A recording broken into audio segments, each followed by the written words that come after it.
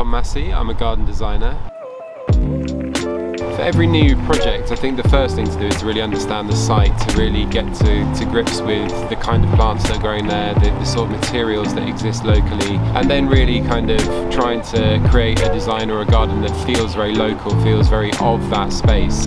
For me, I think inspiration comes from a range of sources, whether it's visiting an art gallery or an amazing natural landscape, or even just walking around a city, seeing how plants are growing in areas like brownfield sites or waste industrial areas. It's just really interesting to see how quickly nature starts to take back over. Designing for the future is becoming more and more relevant with climate change, and we need to change the way that we're designing and thinking about that climate shift.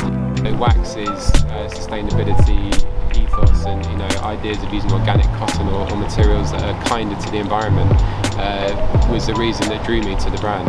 I think growing up in London, it's quite a unique environment. You've got the big public park, the canals here in East London. You've got all these kind of pockets of green space that are really inspiring in their own ways. Then you've got all the architecture. London's such a place full of inspiration.